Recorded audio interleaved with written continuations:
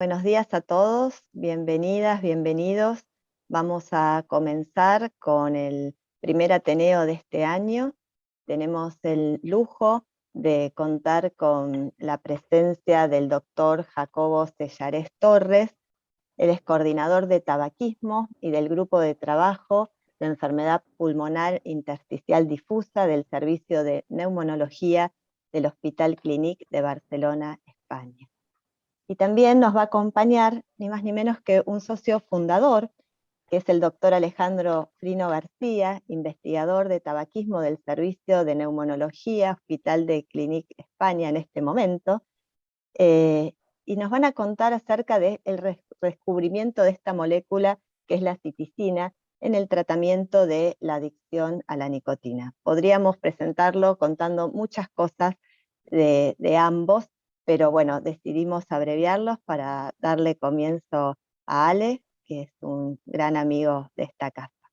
Ale, ¿querés comenzar? Bueno, muchas gracias, un saludo a todos. Gracias por recibirnos a pesar de la distancia, ahora podemos estar conectados, es una alegría. La charla de hoy la vamos a hacer sobre un solo PowerPoint que hemos dividido en dos partes con el doctor Sellarés. Arranco yo con alguna generalidad, y algunas son cosas que voy a decir en este momento son por ahí más opiniones mías que lo que está publicado, pero creo que tenemos entre manos una droga que estamos comenzando a probar aquí en España, no está en todo el mundo, pero yo creo que es una droga que se va a extender y que va a ser un caballito de batalla contra el flagelo del tabaquismo. Creo que tiene muchas cosas a favor, y una es el tiempo que hace que existe esta droga, es decir, que nosotros nos enteráramos, pero estaba en uso en otras partes, y esa ha soportado la prueba del tiempo en cuanto a seguridad, o efectos adversos, o en cuanto a su eficacia también, que lo vamos a ver en breve. Pero creo que tiene ese valor de haber sido usada verdaderamente en el mundo. Y empezamos a hacer una práctica con esta droga aquí, y le vamos a tratar de transferir algo de lo que ya hemos visto, porque aún en Argentina no disponen de ella. Pero una de las cosas principales que va a tener la citicina, no tiene patente, cualquiera puede comercializarla, y eso va a llevar a una reducción de costos. Y si tenemos un producto eficaz y puede llegar a tener un costo interesante en algún momento, es evidente que va a ser utilizada para enfrentar al tabaquismo. Incluso se está viendo en países realmente que están muy afectados por su situación económica, se está viendo que se está probando, los profesionales se están animando, como sucede en Bangladesh, en Pakistán, en lugares que está llegando esta medicación, y las unidades de tabaquismo se están entrenando con ella. Pasemos a la primera diapositiva. Es una sustancia, una molécula natural, que se obtiene de un árbol. En la mayoría de los casos se saca de este árbol que se llama Citisus laburnum, y que vulgarmente le conocen como Golden Rey, el árbol se le dice en el exterior. Es una acacia, son leguminosas, es decir, van a tener arvejitas, es decir, van a tener una vaina, van a tener sus semillas dentro. Y es una planta que, si uno empieza a investigar sus usos, se encuentra con que nativos americanos, cientos y tal vez miles de años atrás, la usaban. Y lo otro interesante es que a lo que nosotros le llamamos efectos adversos, ellos lo consideraban efectos fitoterapéuticos. Por ejemplo, nosotros hablamos de gastrointestinales, y ellos mencionaban el uso como un laxante, un laxativo. Miren qué interesante, ¿no? Nosotros vemos una cosa y otros ven otra. Hubo más informes de uso también en Europa, en Grecia, cientos de años atrás, de usos de este tipo de plantas, que ya les digo, de acuerdo al continente es el árbol donde se puede obtener, porque es bastante frecuente la citicina. Y uno se pregunta, ¿qué hacen estas plantas? Bueno, prácticamente lo mismo que la nicotina quería hacer en la hoja del tabaco: evitar que un herbívoro se coma esta planta. O sea, le quiere causar básicamente algún problema a quien decide alimentarse con estas plantas. De ahí parte la primera parte de investigación que podemos encontrar en la literatura, que corresponden a fines del año 1800, donde la identifican y donde le ponen nombre, y en 1912 un gran resumen que hace Laidlaw con otra persona que se llama Dale, donde recolecta todos los casos de intoxicación atribuida a consumo de Citizus laburnum, y lo que esta persona destaca es que aquellos adultos que se intoxicaron se restituyen rápidamente dentro de las 24 horas ad interim sin secuela. Menciona lamentablemente 3 fallecimientos, pero niños. Aparentemente las plantas son sabrosas, un sabor agradable, y los chicos jugando en el campo comían estas semillas o estas arvejitas. Y también intoxicaciones en la cocina, porque se utilizaba mucho las flores como saborizantes o como especias, y en algunos casos confundían las flores que utilizaban y usaban este tipo de flores y condimentaban la comida y generaban algún efecto de intoxicación, intolerancia, que generalmente es gastrointestinal, aunque en los casos severos se veían síntomas autonómicos con taquicardia, pulso filiforme, incluso alteraciones de la conciencia, pupilas mióticas. Lo que este doctor empieza a investigar en el año, como le decía, 1912, y ahora le digo por qué menciono eso, ve que la citicina, cuando está presente, no deja actuar a la nicotina. La nicotina no puede agregar ningún efecto, o sea que de alguna forma Laidlaw se da cuenta que tiene algo que anula la acción de la nicotina entre manos. Yo creo que es destacable porque si ustedes se ubican en ese año, no se sabía qué era la neurotransmisión. La neurotransmisión química se descubre en 1921 recién. Estamos hablando que aquí peleaban Golgi con Ramón y Cajal, que uno decía que la neurotransmisión era eléctrica y el otro decía que era química.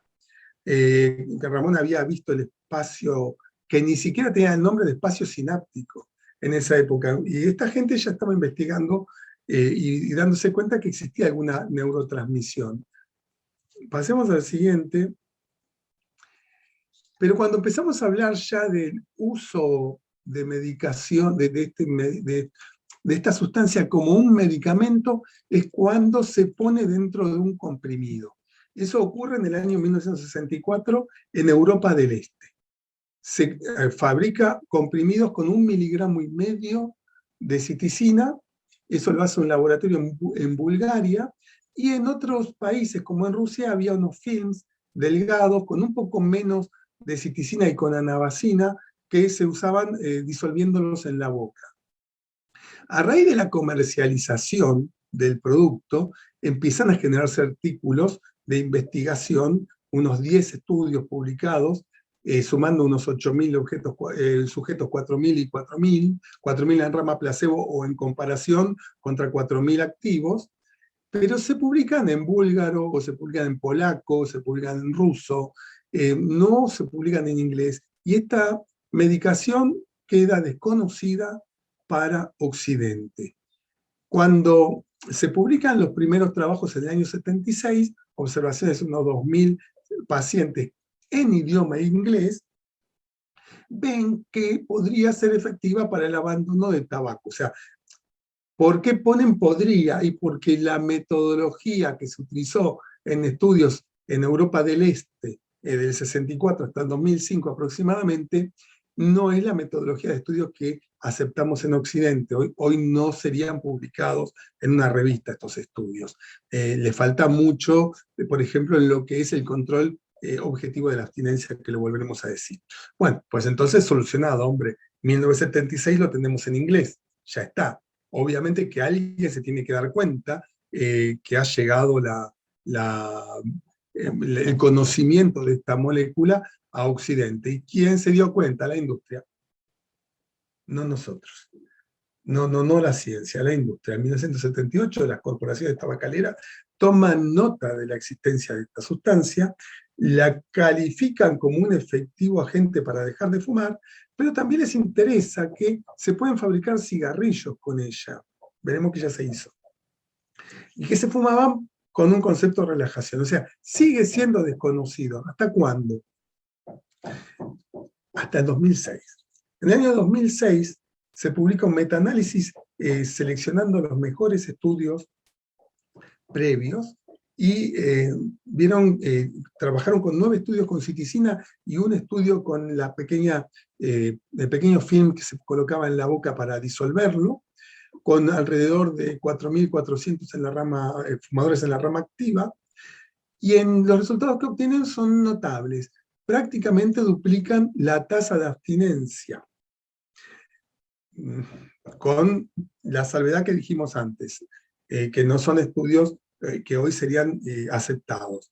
Pero lo que notamos es que a partir de este trabajo, cuando uno hace la búsqueda de la citicina como un medio para dejar de fumar, como un tratamiento, surge en este gráfico del PubMed un incremento exponencial con respecto a lo que teníamos antes. Antes no había nada. O sea, este trabajo realmente parece ser el que le abre la puerta a Occidente, a esta medicación. Y a partir de allí empieza una historia un poco más moderna. Se empieza a estudiar, se veía esto de que era indistinguible acción de la citicina con respecto a la producida por la nicotina, entonces algún aspecto común las moléculas podían tener. De hecho, se descubre o se vuelve a analizar el tema de que se fumó en el frente oriental de la Segunda Guerra Mundial, ¿sí? Porque no llegaba tabaco a las tropas rusas y a las tropas alemanas que se enfrentaban, así que ellos mismos se fabricaban los cigarrillos con las plantas que encontraban, de citicina, de laburnum, y se empieza a ver que es un agonista parcial. Se empieza a notar algo importante porque se parecía a la nicotina, pero no era nicotina, y no tenía el efecto adictivo, que esto es importante para nosotros, pues la queremos usar como un tratamiento, no como un reemplazo. No tiene un efecto adictivo, esto ya se notó, y esto se debe a que tiene una menor capacidad de estimular a los receptores nicotínicos, pero tiene un enlace covalente con el alfa-4 beta-2 mucho más intenso, mucho más fuerte que la nicotina, por lo cual la puede desplazar. ¿Me están escuchando bien ahí? No sé, ¿me están escuchando bien? Sí, se Bien, escucha todo gracias. perfecto. No fue un Sí, pequeño control, perfecto, porque no perfecto, los perfecto. veo, no los estoy No, sí, viendo. perfecto. Bueno, ¿qué pasa con esto de agonista parcial? De nuevo recuperamos para nuestra terapia un agonista parcial. ¿Lo habíamos perdido cuándo? Cuando se discontinúa la vareniclina, que tenía este fenómeno. Bueno, los especialistas en tabaco conocemos todo esto, pero por ahí un breve resumen. Esta medicación nos daría, actuando para dejar de fumar, estamos hablando que nos daría moderados niveles de dopamina y podríamos evitar los síndromes de abstinencia, es decir, estaría actuando como un agonista. Pero ¿qué sucede si la persona tiene un desliz o sufre una recaída consumiendo este medicamento? Frenaría la satisfacción por fumar porque actuaría como un antagonista. Y ahí está la utilidad de un agonista parcial. Entonces, para hablar un poquito de agonista parcial, quiero introducir el concepto de efecto neto, que en el agonismo sería un balance entre la presencia de agonistas parciales y agonistas completos en un mismo momento. Pero no es en un receptor, ¿sí? Esto aparece porque la eficacia intrínseca o la actividad intrínseca del agonista parcial es menor, entonces podría actuar antagonizando la acción de un agonista completo, como sería la propia acetilcolina o sería la nicotina.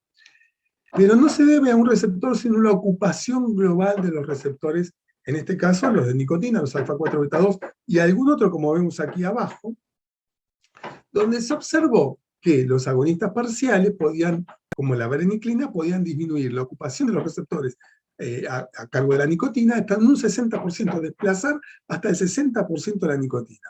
Estos se acordarán que nuestros pacientes nos decían que la vareniclina de alguna forma les parecía más efectiva después de una semana de usarlo, a la misma dosis, y nos preguntaban a veces, ¿por qué me siento que es más efectiva ahora que en el comienzo? Bueno, saturación de receptores. sería la respuesta a eso. La citicina no está estudiada en este aspecto, en la profundidad que fue estudiada la vareniclina, quizás aparezcan en un futuro estudios, pero se calcula hoy que podría desplazar un 10% de la nicotina, y que esto es clínicamente significativo, a pesar de que parece menor que lo que hace la vareniclina, clínicamente está dando la impresión de que sirve, por lo menos lo que nos pasa a nosotros en el consultorio. En cuanto a la farmacocinética, recién tenemos que esperar al 2014 para encontrar algo hecho en seres humanos, porque todo se había hecho en animales, y creo que es parte de cómo usamos hoy por hoy la citicina, porque se usa a través de estudios que se hicieron en épocas anteriores y no se habían hecho en seres humanos. Sin embargo, este trabajo no tiene todas las características que uno desearía, porque fue hecho solamente en hombres, en un pequeño número de fumadores sanos y jóvenes con una edad de 27 años en promedio, que no es nuestro típico paciente. Pero bueno, es lo que disponemos en seres humanos en este momento, y luego de una dosis oral única, doble, de 3 miligramos, en 15 minutos ya aparece la droga en plasma. Alcanza su pico de concentración entre 1 hora y 2 horas, y se excreta prácticamente sin transformar en la orina, hallándose hasta 24 horas después. Y miren esto qué interesante, sin metabolizar el 90 al 95% de la droga ingerida. Lo cual nos hace pensar que vamos a estar frente a una medicación que va a tener realmente poca interacción farmacológica, porque no está entrando en vías de metabolismo que podrían ser competitivas contra otra sustancia. La vida media se calcula en 4.8 horas, 5 horas redondeamos, pero fíjense que esto es muy diferente a lo publicado en animales, porque en un conejo o en un ratón la vida media es de 1 hora. Esto también va a tener implicancia en un futuro, pues la estamos utilizando la droga con las indicaciones de 60 años atrás o 50 años atrás. Esto en algún momento cambiará. En los animales tiene un pasaje limitado a través de la barrera hematoencefálica, pero en seres humanos no está estudiado, se cree que no es tan limitado, aunque no difunde tanto como la vareniclina. Ahora lo vamos a ver, y aquí lo tenemos. El volumen de distribución aparente de la citicina es de unos 115 litros versus 415 litros para la vareniclina. ¿Esto qué significa? Bueno, que la vareniclina es capaz de unirse más a proteína, la vareniclina es capaz de difundir más en otros tejidos, mientras que la citicina no hace eso. ¿Y esto qué ventajas podría traer? Bueno, que sea más predecible. En la práctica diaria para nosotros sería una medicación que no debería darnos sorpresas, si el paciente ha consumido esto, ha consumido el otro, ha modificado algo, un colega le ha recetado otra medicación, no debería venirnos con alguna sorpresa desagradable. Y han probado hasta dosis carga de 3 veces la dosis habitual, y no hubo tampoco alteraciones en su farmacocinética. Efectividad de la terapia. Bueno, cuando hablemos de efectividad de esta terapia, tenemos que recordar que estos estudios que se hicieron antes no son por ahí lo más confiable para nosotros, pero que no tienen, por ejemplo, la eficacia, si es autorreportada o objetivada, no tiene la misma validez en cuanto al tema de la abstinencia, porque ellos no usaban monóxido de carbono en aire exhalado.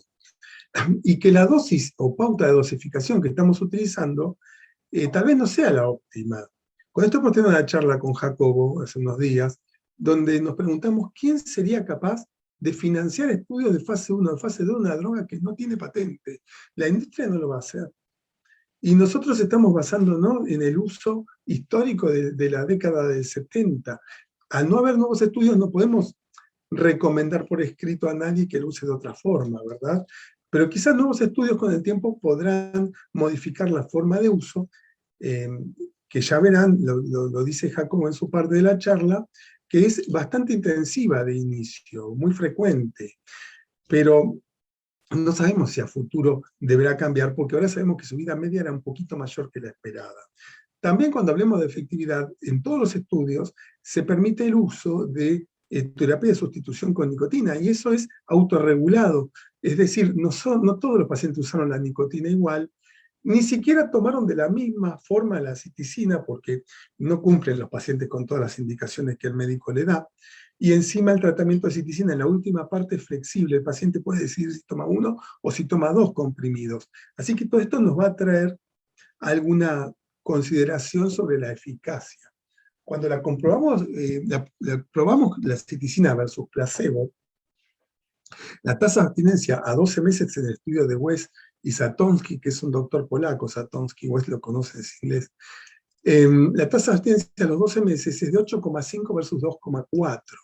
Esto es interesante, son 700 pacientes en dos ramas y demuestra que la citicina es útil. Es un estudio más moderno, del 2011, y la citicina se usó en el esquema habitual de 25 días de tratamiento.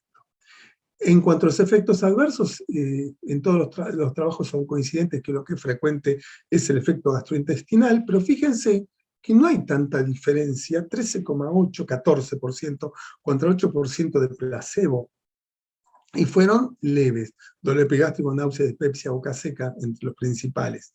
En un momento se le hace una pregunta a los pacientes y se les dice, si usted le consultara a alguien para dejar de fumar, si podría usar la citicina, ¿usted le recomendaría que la use? Una pregunta muy interesante dentro del trabajo. La gente en un 82% y algún porcentaje más según la época del momento en que le preguntaba, recomendaría el uso de citicina, es decir, a pesar de los efectos adversos. Entonces nos está dando la idea de que fueron tolerables.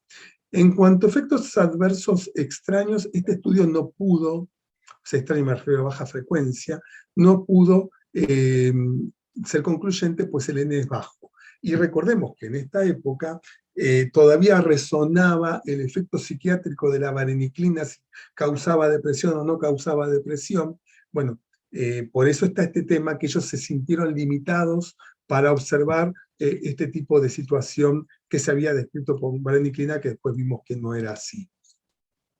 Este otro trabajo de Peter Hayek y Hayden McCrory, que estuvo en Argentina, invitado por Luisito Weber, porque es muy amigo, citicina versus placebo, esta revisión sistemática dejó afuera prácticamente todos los ensayos que encontraron, se quedaron solo con 7. Miren qué seriedad y qué estricto que fue la inclusión. En todos estos estudios, con más de 2.100 fumadores que utilizaron la citicina, la eficacia fue superior al placebo en todos los puntos de corte que hubo durante estos estudios, triplicando la chance de éxito. Aquí es en la triplicación de la chance de éxito es donde les vuelvo a decir, hay una varianza muy grande de un estudio al otro, entonces tomémoslo siempre con pinzas, no digamos 3,29, que puede ser un número inflado, por las consideraciones que hemos tenido hace unos minutos, pero no le vamos a errar que es más efectivo que el placebo. Si la comparamos con los chicles o con los parches, la sustitución con nicotina, hay un trabajo interesante de Natalie Walker que además de medicar con uno u otro, le dieron acceso a una línea telefónica con 3 o 4 llamadas durante la terapia y también les dio en los distintos puntos de corte una ventaja a la citicina en la primera semana, a los 2 meses y a los 6 meses de haber dejado de fumar, y obviamente tuvieron alguna frecuencia, no mucha, más de efectos adversos gastrointestinales y alguna alteración del sueño entre citicina y sustitución de nicotina. En cuanto a la comparación con vareniclina, de hecho la vareniclina es un análogo sintético de la citicina, fue un desarrollo del laboratorio a partir del estudio de la molécula de citicina. Hubo varias drogas que se trataron de desarrollar, distintas empresas trataron de desarrollar y no tuvieron efecto o no tuvieron un buen resultado en sus estudios, por eso quedó solo la vareniclina. En el estudio de no inferioridad, este no es un verdadero estudio de 2 drogas, sino es un estudio que compara 2 esquemas terapéuticos con 2 drogas diferentes. ¿Y por qué le digo eso? Porque la citicina se usó solamente 25 días. En cambio, la vareniclina se usó 84 días. En este estudio de inferioridad, la citicina no pudo demostrar no inferioridad, pero de vuelta, estamos hablando de dos periodos muy distintos de terapia. Las tasas de abstinencia fueron prácticamente un 12% para el grupo citicina y un poco más del 13% para el grupo de vareniclina, y en efectos adversos, tuvo menos efectos adversos la citicina que la vareniclina, y esto es una constante que se repite en varios estudios. Sería mejor tolerada. Y nosotros lo hemos visto en consultorio con Jacobo, de pacientes que hemos tenido que tuvieron mala experiencia y abandonaron la vareniclina, y nosotros le hemos dado citicina recientemente y han referido no tener efectos adversos o tener muy pocos y tolerables. Este es otro estudio interesante que repite Walker, pero en población originaria de Nueva Zelanda, en la gente maorí. O sea, esta es la limitante, no hay asiáticos, no hay caucásicos, pero lo que hizo es una modificación de la terapia con citicina. Hacen el esquema tradicional de 25 días y luego continúan hasta completar los 84 días o 12 semanas con 2 comprimidos de citicina al día. Esto no está escrito en ningún lado, es el primer estudio que decide hacer un tratamiento prolongado de citicina para igualar la situación frente a vareniclina en 84 días o 12 semanas de tratamiento. Y verifican con monóxido de carbono la abstinencia 6 meses después, demostrando que la citicina dejó de fumar en el 12,1% de más de 300 personas, y la vareniclina el 8% también de más de 300 personas. Este es uno de los que abre la puerta a pensar en un tratamiento un poco más prolongado. Bueno, los dejo en manos de Jacobo. Voy a volver a habilitar algunas imágenes. ¿Cómo está? ¿Me escuchan? Sí, pues Bueno, muchas gracias, Alejandro, y un placer poder continuar después de este magnífico trabajo de revisión que has hecho, Alejandro.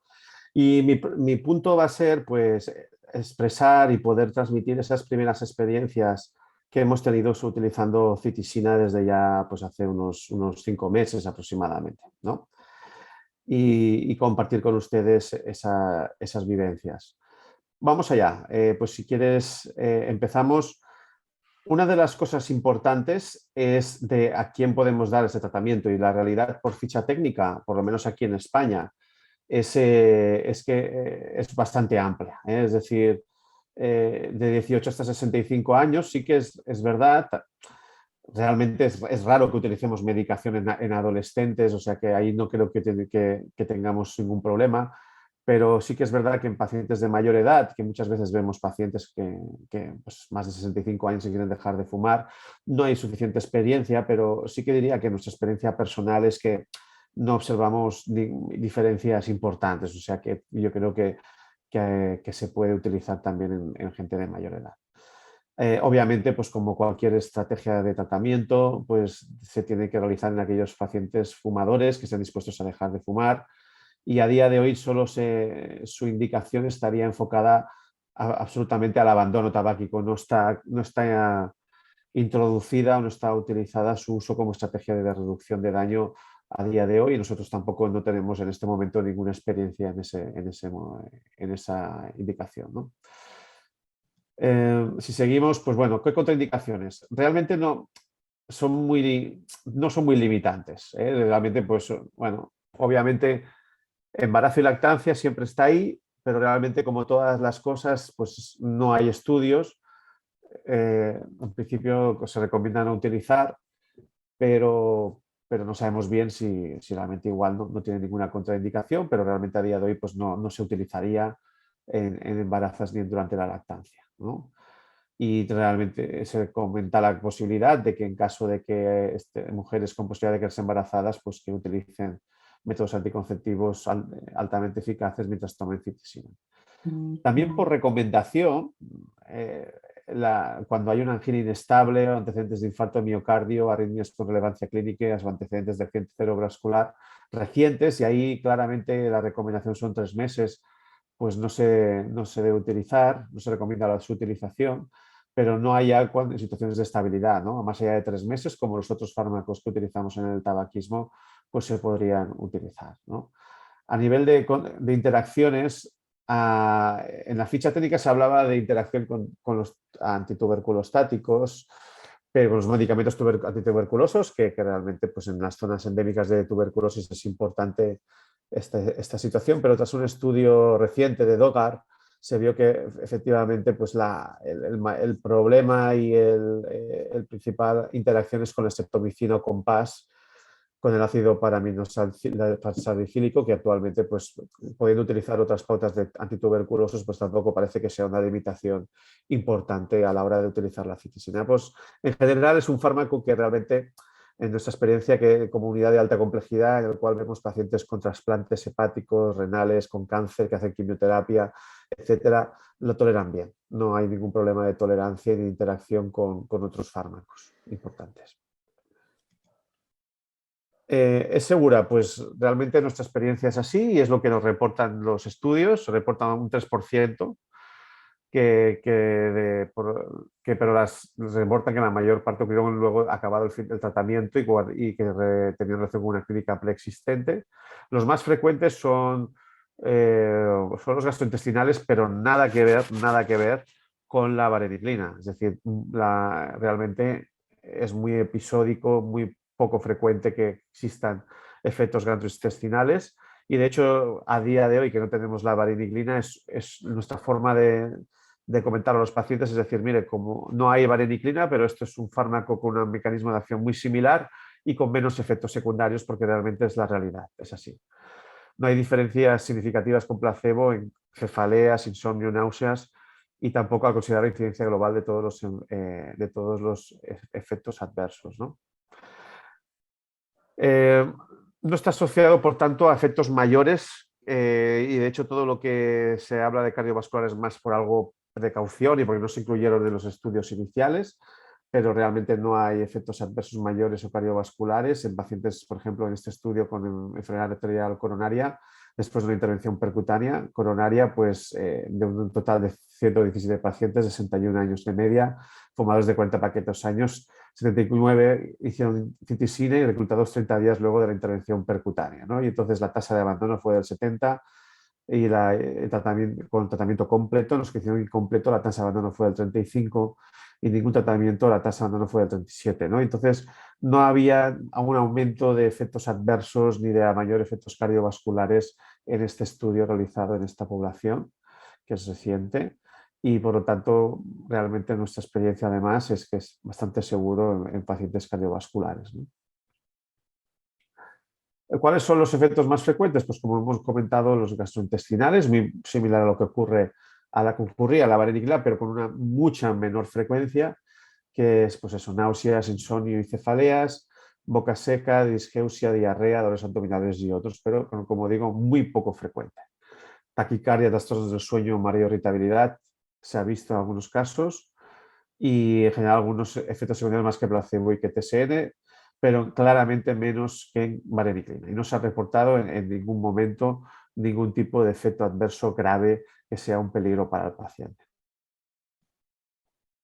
Y ahí está la diferencia, ¿no? Con la vareniclina y que quizás es un poco la complejidad cuando uno inicialmente se plantea este tratamiento, pero realmente la realidad es que cuando uno se piensa que al ver este tratamiento que empieza con 6 comprimidos al día, dice, uff, esto no lo van a hacer los pacientes o los pacientes no se van a poner muchos peros, pero nuestra realidad es que a la hora de que pautamos los tratamientos, el paciente lo acepta bien, ¿eh? Lo acepta bien. Hay otra cosa es que algunos de estos comprimidos no se hagan, ¿no? Pero realmente no hay a primeras no hay una aversión del paciente. Como ven, pues eso tiene que ver con la farmacocinética del fármaco. Inicialmente se ha de dar del primer al tercer día un comprimido cada 2 horas, 6 que son 6 comprimidos, y no se ha de superar los 6 comprimidos, damos 6 comprimidos al día. De 4 al 12avo es el primer comprimido un comprimido cada 2 horas y media, en total de 5 comprimidos al día. Del 13 al 16, un comprimido cada 3 horas, que son 4 comprimidos. Del 17 al 20, un comprimido cada 5 horas, que son 3 comprimidos al día. Y del 21 al 25, 1 o 2 comprimidos al día, que puede llegar hasta un máximo de 2 comprimidos, ¿no? Es terapia por vía oral. La indicación es 25 días de tratamiento y eso es lo que dice la ficha técnica. Luego ya pues sabemos que el fumador tiene muchos fenotipos y muchas formas, y entonces también ahí yo creo que a la medida que vamos usando el tratamiento vamos a ir haciendo diferentes terapias adecuadas al fumador que estamos viendo. La recomendación es dejar de fumar al 5.º día de inicio del tratamiento y se puede ingerir como alimentos. Y una de las cosas que también hemos descubierto en nuestra práctica y hablando con la farmacia y con la empresa, con Aflofarm en nuestro caso, que es la empresa que lo trae aquí a España, puede molerse y mezclarlo con alimentos en aquellos pacientes que tengan problemas para la deglución, a pesar de ya ser recubierto. Claro, la pauta es compleja, es una sola caja en la que igual vienen todos los comprimidos, no es como otras presentaciones como la de avericlina, por ejemplo, que van por día, sino allí tienes la caja con todos los comprimidos dentro y hay que darle una información adicional para decirle lo que hay que tomar cada día, ¿no? Pero bueno, también tenemos nuestras hojas de información con la pauta cómo han de seguirse. Y bueno, hay este estudio que evaluó pues, cómo era la complianza, ¿no?, del tratamiento, y el cual, pues bueno, realmente ahí vemos una realidad, es que un 18% usó más de 50 comprimidos, 66% usó de 21 a 50 y 16% usó menos de 20 comprimidos, ¿no?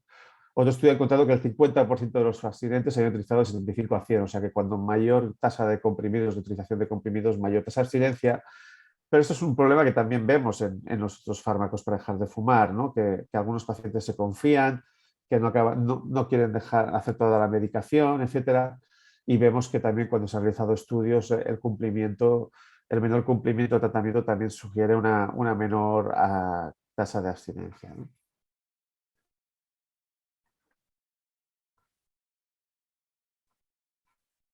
Sigamos. Siguiente diapositiva. Volvió. Te había cortado la transmisión. Ah, se había cortado, perdón. Entonces, el envase, como hemos dicho, viene en un tratamiento completo con 100 comprimidos recubiertos con una película gastroresistente y la dosis es de 1,5 miligramos de citisina y es un comprimido blanco redondo biconvexo de 6 milímetros de diámetro, y al día de hoy hay una única presentación, no existen diferentes presentaciones con diferente cantidad de comprimidos. Es decir, el paciente compra ese pote con todos los cubiertos, con todos los comprimidos, y es la única presentación que hay.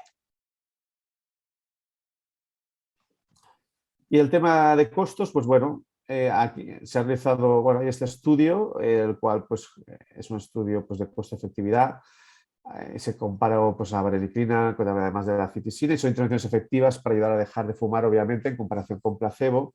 Se estima que la citisina es más rentable y eficaz desde el punto de vista clínico que la vareniclina, sin embargo hay cierta incertidumbre, y se realizó una estimación que es un poco, yo creo, difícil de cumplir, pero que un ensayo directo de citisina y vareniclina al menos debería tener 1000 fumadores, ¿no?, para realmente un número apropiado para reclutar. Realmente esto va a ser difícil de conseguir y yo creo que no lo vamos a ver, ¿no? Y te vas a tener que ir con lo que estamos actualmente teniendo con la información clínica y estudios que tenemos. Es decir, los únicos estudios de citisina que veo en un futuro son en poblaciones específicas, ¿eh? Ya sea pues, más de cardiológicos, de respiratorios, de cáncer, de POC, por ejemplo, etc. Pero no creo que veamos ensayos con tanta envergadura. Y en el tema de los precios, pues bueno, aquí es una de las tristes realidades. En España, pues de momento ha entrado sin financiación de la Seguridad Social, con venta única en farmacias y una receta de 198 euros, ¿vale?, el tratamiento. Pero claro, uno ahí ve, por ejemplo, ciertas diferencias y problemas en otros países, ¿no? Por ejemplo, viendo esa discordancia que hay entre el tabaco y los tratamientos. Por ejemplo, en China, pues el paquete de cigarrillos que puede ir a 15, a 30, a 73 céntimos, ¿no? Pues la terapia sustitutiva de nicotina puede llegar a $130, el bupropión a 123, la vareniclina a $327. En la India, que un paquete de cigarrillos vale $1, o el Bidi, que es un tipo de cigarrillo más barato, ¿no?, que en la India puede ser a 5 céntimos, pues claro, y los tratamientos están a $200 la vareniclina, bupropión a 100, la terapia sustitutiva a 150. Y en Bulgaria, por ejemplo, la citisina está en venta libre con un precio de 28 euros que se puede, que está como OTC, y que se puede además conseguir por internet, por correo, ¿no? En España no ha salido como TCs, no ha salido como con necesidad de receta y con dispensación médica. Y bueno, estos son un poco lo que observamos en las diferentes formas en que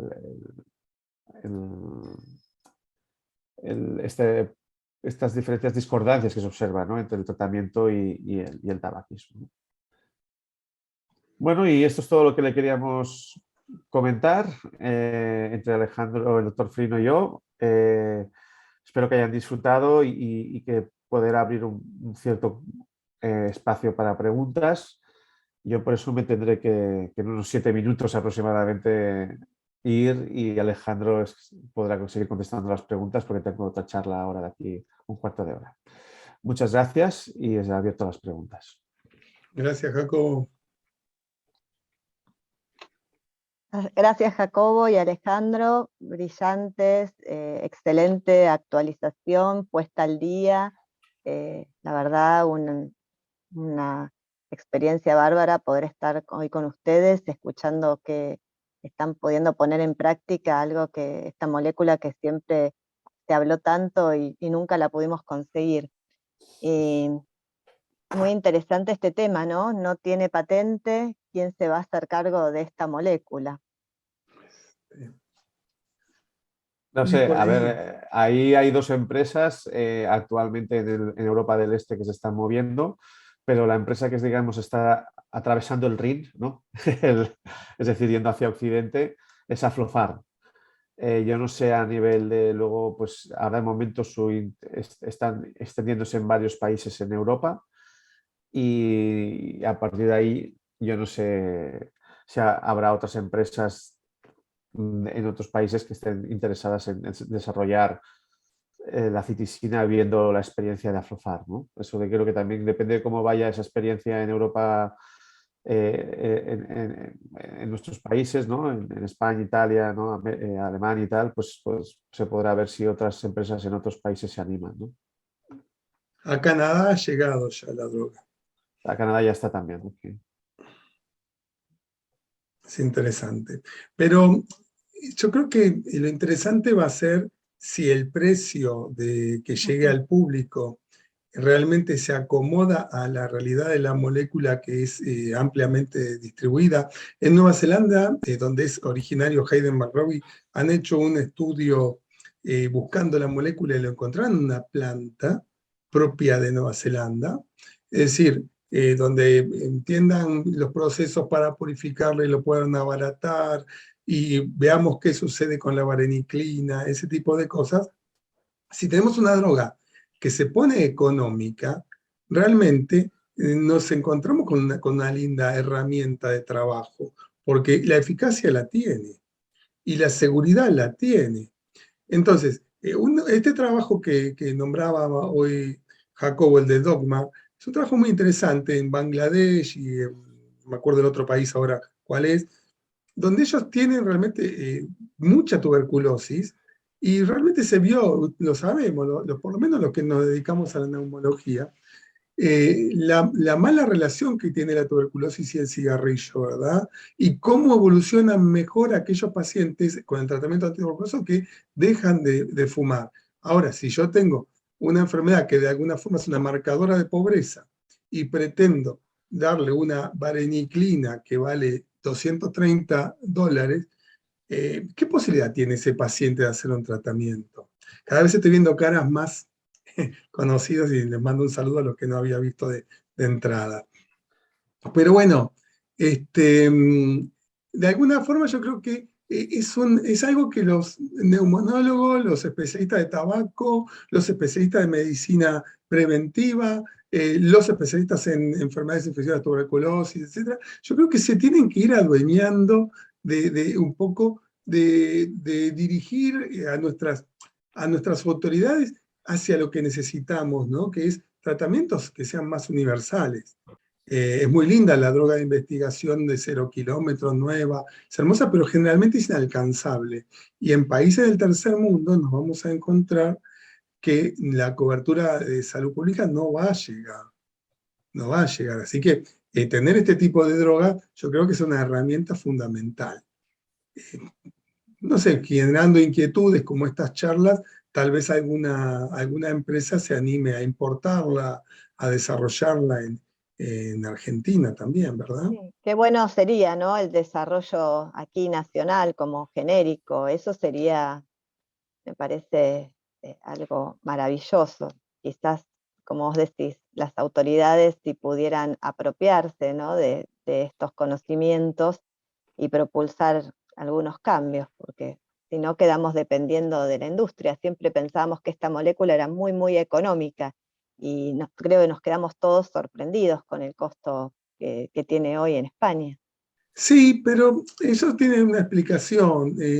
Primero que hay una sola en mercado disponible en España. Segundo, que es una venta a través de farmacia. Y tercero, que España tiene historia de haber cubierto la vareniclina digamos, con un financiamiento del Estado al tratamiento de vareniclina, donde 2/3 del costo del tratamiento lo pagaba el gobierno español.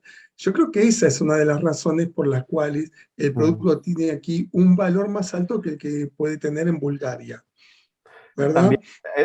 También es una cita, hay que ver un poco, a entender también a nivel comercial, ¿no? Yo creo que aquí es el tema comercial de Aflofarm. Aflofarm es el primer producto con el que salen, con el que aparecen en España, ¿no? Tienen, creo que es un portafolio de unos 100 y pico productos y es el primero que han sacado es este. Entonces, es un producto que ellos hicieron sus cálculos de mercado y todas estas cosas que hacen, ¿no? Y dijeron, bueno, como vamos a empezar inicialmente pues, a salir con un precio más barato de lo que vale vareniclina, ¿no? Porque Claro. la seguridad social cubre vareniclina desde hace 2 años aproximadamente, desde el año 2020. En enero del 2020 es cuando la vareniclina entró con financiación del Estado. Hasta entonces el paciente pagaba 350 euros aproximadamente de tratamiento completo.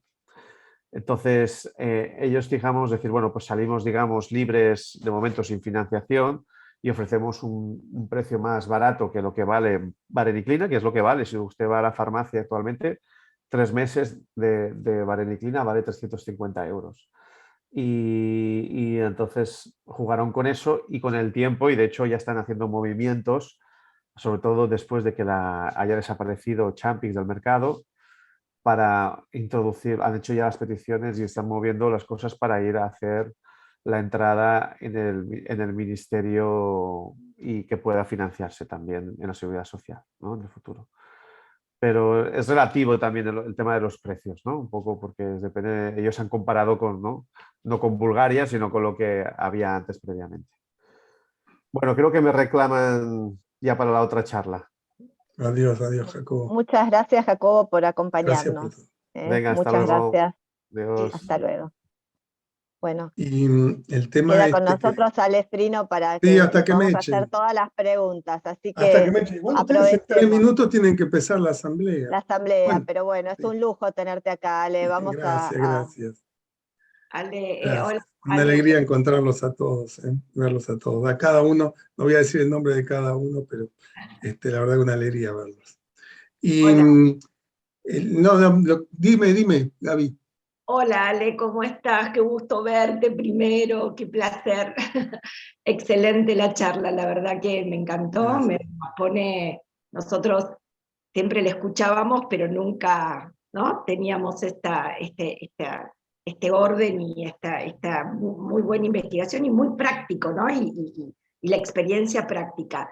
Me quedé pensando desde la metabolización de la droga en esto que por ahí vos decías, no tiene tanta interacción como cuando nos pasó primero, ¿no? Cuando comparábamos vareniclina con bupropión, que no tenía tanta interacción con otros fármacos que los pacientes traen. Y otra cosa que en realidad que también pasa, ¿no? Que la vareniclina, bueno, podemos darle la vuelta con la parte digestiva, pero cuando cae mal, cae mal. Y esto que vos decís que con la citicina no pasa, ¿no? Es como... Bueno, al que le caiga mal la citicina, hemos tenido, ¿eh? Hemos tenido ya pacientes que le cayó mal, obviamente. No es Bueno, la droga universal. está bien, está bien. No va a ser jamás la droga universal. De hecho, varios pacientes le hemos dado bupropion aquí. Algunos porque el bupropion está financiado. Sí. Y otros porque la citicina les ha caído mal. Está bien, Encontramos pero a alguno con síntomas gastrointestinales. Tuvimos un paciente con diarrea, por ejemplo, claro, con la imagino que sí, citicina. que a alguno le cae mal, pero vos notás que le cae menos mal que la vareniclina o igual de mal. Sí, ya eso es claro, eso es claro. Eso En es el tiempo que llevamos usando, y de hecho tuvimos pacientes que no toleraron vareniclina, pero sí toleraron citicina. Ese fue el bien, hecho que a mí más me marcó. Cuando yo vi a esta paciente, digo, le voy a dar citicina a una persona que dejó la vareniclina. Me claro. parecía ilógico, realmente me parecía ilógico mi propia conducta, digamos. Digo, está mal lo que estoy haciendo. Pero bueno, algo le tenía que dar. Y de pronto le cayó bien. Hombre, ¿qué pasó aquí? Y lo viste Entonces, como tiene otro perfil. en otro perfil. No es la misma droga exactamente, ¿verdad? No, Es así. Eh, no, lo otro que me llamó la atención, que lo refirió Jacobo recién, es la buena aceptación que hubo a un esquema que a priori es complejo.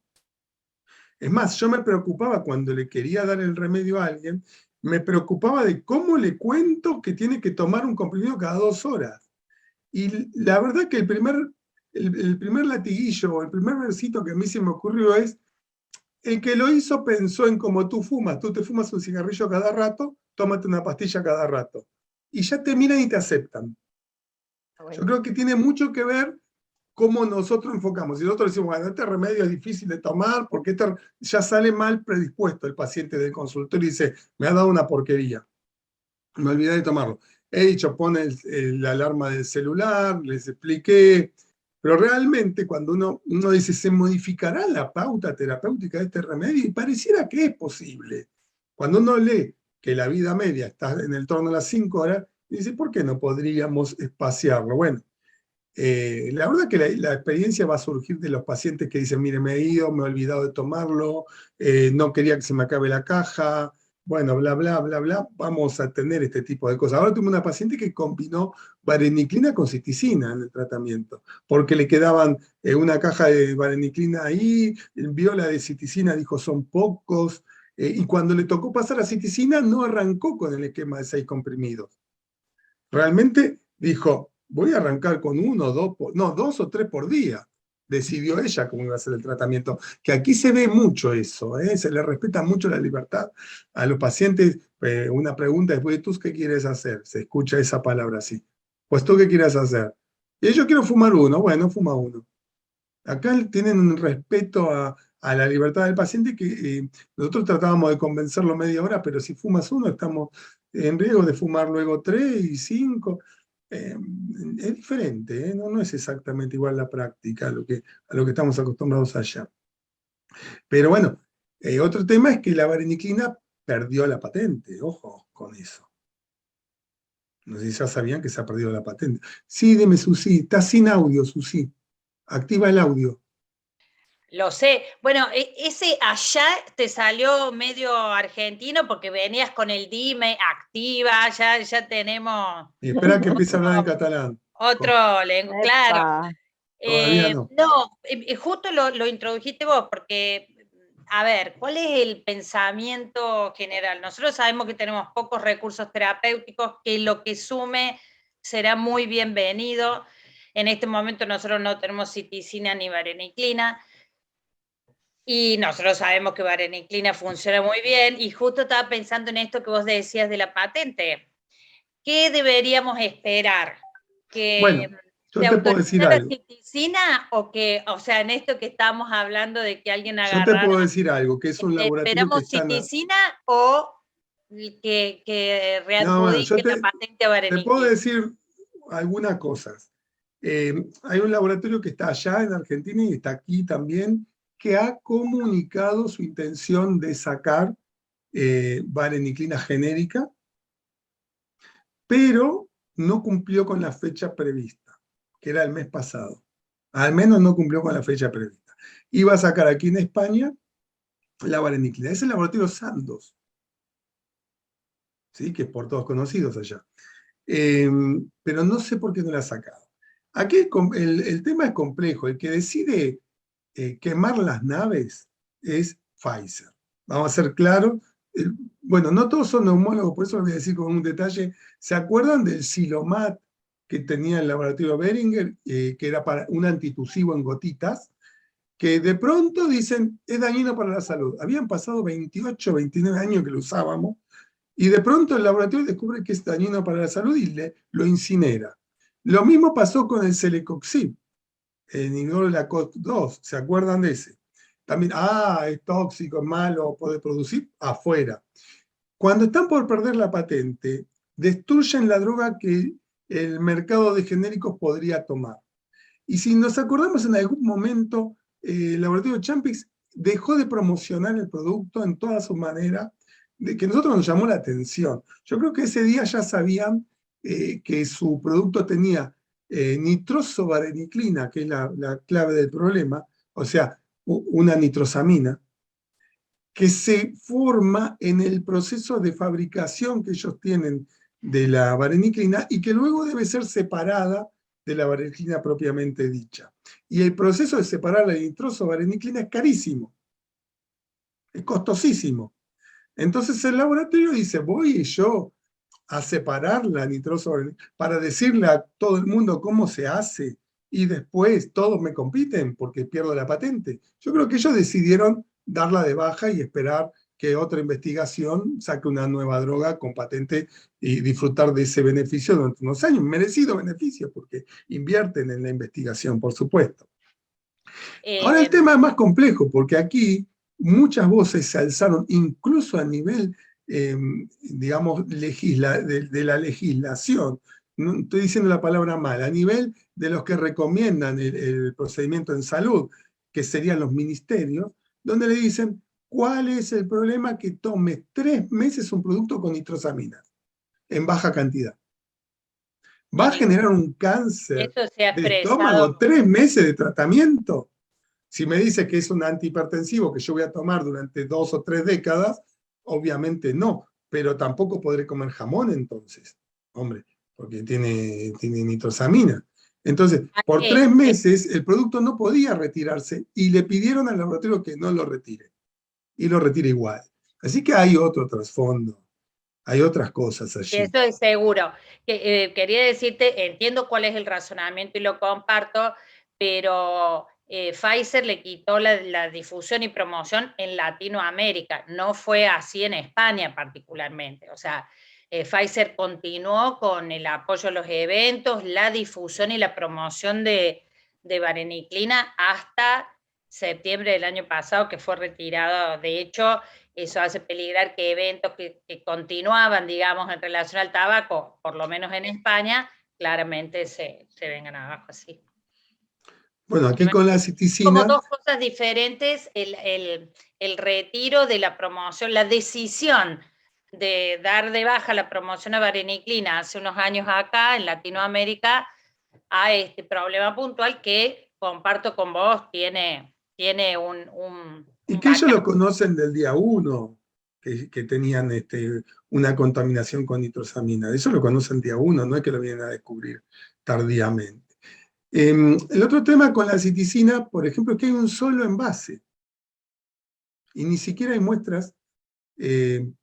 ¿Por qué? Porque los laboratorios están diciendo aquí que como hay una única presentación, y la ley aquí les obliga a que la muestra sea similar a la presentación, a una de las presentaciones. La muestra médica aquí sería de 100 comprimidos. El envase viene con 100 comprimidos y la muestra tendría que ser exactamente igual. Es decir, un tratamiento. La verdad que en mis manos llegaron 2 cajas de muestra médica.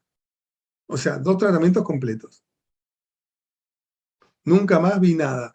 Entonces eso también es un tema porque sí, algunas personas realmente están en el paro, les falta dinero, 198 euros les asusta. Obviamente, de nuevo aquí entra la conversación, ¿y cuánto estás gastando en cigarrillos? El atado está casi 5 euros, 4,50 euros. Entonces, uno hace las cuentas y dice, por ahí me gasto 150 euros por mes fumando. Y el tratamiento será un ahorro, ¿verdad? Pero bueno, tenemos algunas cosas que creo que se tendrán que ir cambiando a futuro con este remedio, con esta medicación. Y el otro tema es, ¿por qué tiene que cortar en 25 días la terapia? Porque esa es la indicación. ¿No deberá ser más prolongada?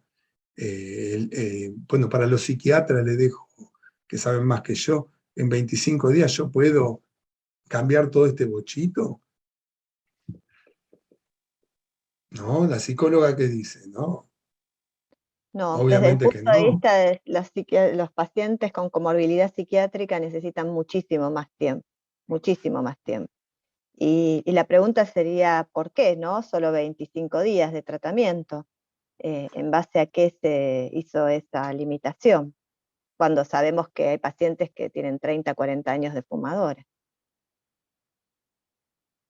Bueno, uno cuando mira la literatura antigua entiende que parte de los problemas que hoy tenemos viene de ese año, ¿no? De esos años.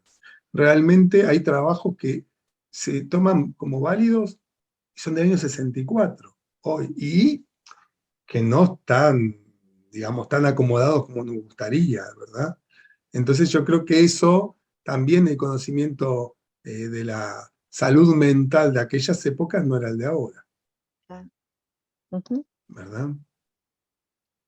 Sí, ni siquiera se esperaba que dejaran nuestros pacientes de psiquiatría. No, es decir, no, no me falla, ayúdenme ustedes que me han enseñado mucho y seguirán enseñándome. ¿Cuándo fue de Sargent, el cirujano de Estados Unidos, cuando dijo que causaba cáncer? ¿No fue por ahí también? ¿No fue por el año 61? ¿O me equivoco? ¿Se acuerdan del famoso trabajo del Creo que cirujano de es Estados Unidos? 64, creo que es el primer report, creo. Bien, estamos hablando de esa época y del otro lado de la famosa cortina de hierro. Bueno, muchos trabajos que yo estuve rastreando para esta charla son imposibles de encontrar. Absolutamente imposibles de encontrar. Por ejemplo, uno que no pude encontrar es un reporte de un farmacéutico que intentó suicidarse. A raíz de que estamos hablando de una planta con un componente que puede resultar tóxico para que no se la coman los herbívoros, el farmacéutico no era tonto, dijo, me voy a matar. Así que se tomó entre 40 y 50 comprimidos de 1,5 miligramos. O sea, una buena dosis, una caja, media caja, y no murió. Así que la segunda vez se tomó 90 comprimidos y tampoco murió. Ojo, por lo que vengo leyendo hay diferentes sensibilidades. Hay diferentes sensibilidades. Yo creo que hay gente que va a intoxicarse más rápido que otra. Tal vez por la tasa de filtrado glomerular, vaya a saber qué diablo. Pero bueno, este hombre no pudo matarse con 90 comprimidos. Es una caja entera. ¿Sí? Perfecto. Bueno, ¿alguna otra pregunta? Aprovechemos que está Ale, que esto es un lujo total, y hablándonos de este tema que es tan escaso para nosotros. Y si no, vamos a dar comienzo a la asamblea. Así que vamos a darle a alguno que se haya quedado con alguna duda, que esté recalculando alguna pregunta, es el momento ahora. O le mandan por mail o por WhatsApp la pregunta. Yo quería preguntar algo. Concretamente, en enfermedad vascular periférica grave, si, digamos, han tenido algún paciente que hayan tratado y si tuvieron alguna respuesta favorable o hubo que retirar la medicación. No, no hemos tenido pacientes con vasculopatía periférica grave en nuestro consultorio hasta la fecha. No, no ha venido nadie. En literatura lo ponen como una contraindicación. ¿Sí? Sí. Lo que ocurre es que cada vez estamos viendo que cada vez hay menos contraindicaciones, incluso en la vasculopatía. Pero yo creo que procederíamos con cuidado, ¿no? Porque no tenemos la experiencia por ese motivo.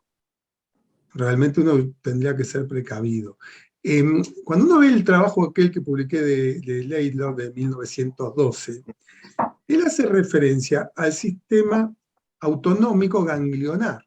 sistema nervioso ganglionar, como se llamaría antes, los sistemas autonómicos, los fenómenos vagales y simpáticos. Y él ve interferencia. Entonces, realmente uno tiende a pensar, ¿no? ¿Podrá producir de alguna forma una vasoconstricción en algún paciente? Bueno, realmente no tenemos la experiencia, vamos a serlo sinceros. Creo que muchas cosas se van a poder sacar de analogía con la vareniclina por la similitud que existe entre las drogas, pero no nos podemos jugar. A mí me llamó la atención, por ejemplo, encontrarme la contraindicación en drogas tuberculosas. Digo, ¿por qué? Y nadie te dice el por qué, no lo encuentra. Bueno, después de hurgar bastante, encuentro este trabajo de Dagobert, donde él dice que en realidad la streptomicina y el PAS interfieren en la activación del receptor. O sea, no es una interacción farmacocinética, sino como que está diciendo no la dé porque no sirve. O sea, cada vez, yo la encuentro como una droga noble y segura, pero andando se demuestran las cosas, ¿no es cierto? Creo que hay que ser precavidos cuando el día que ustedes la tengan en la mano, harán su propia experiencia y no repetirán lo que alguien les dice. Se asegurarán de lo que tienen entre manos. Pero así van a verse que va a haber mucho interés, pero lamentablemente poco financiamiento en investigar esta droga.